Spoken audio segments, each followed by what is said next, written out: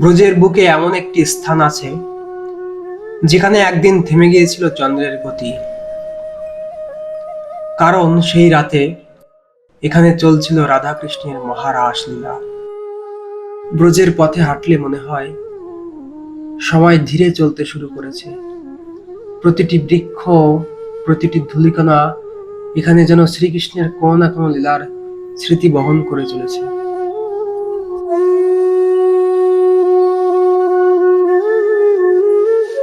আজ আমরা চলেছি ব্রজের এক অত্যন্ত রহস্যময় লীলাস্থলীর দিকে, চন্দ্র সরোবর, যেখানে একদিন রাসলীলার প্রেমে চাঁদও নিজের গতি থামিয়ে দিয়েছিল। ব্রজের এই প্রাচীন বৃক্ষগুলো কত শত বছর ধরে কত ভক্তের অশ্রু, কত নাম সংকীর্তন, কত লীলার কথা শুনেছে।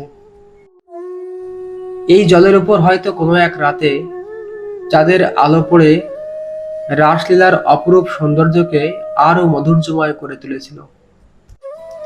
ভাবুন তো, কেমন ছিল সেই রাত যখন ব্রজের আকাশ, বৃক্ষ, বাতাস সবকিছু রাসলীলার প্রেমে স্থির হয়ে গিয়েছিল।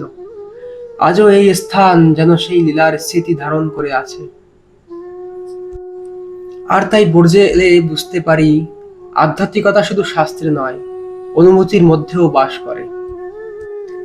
হয়তো এই আকাশ সেই চাঁদকে দেখেছিল, যে প্রেমের সামনে নিজের গতিও ভুলে গিয়েছিল।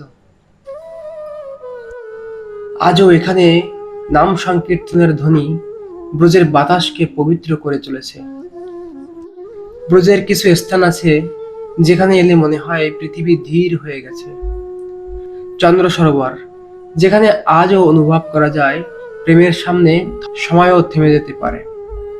আজ আমরা এমন এক লীলাস্থলীতে এসেছি যেখানে শাস্ত্র মতে রাস রজনীতে চন্দ্রদেব নিজের গতি থামিয়ে দিয়েছিলেন এবং শ্রীমতী রাধারানী তথা গোপিকাদের সঙ্গে এই স্থানে চন্দ্রিমার রজনীতে হয়েছিল সেই মহারাস লীলা।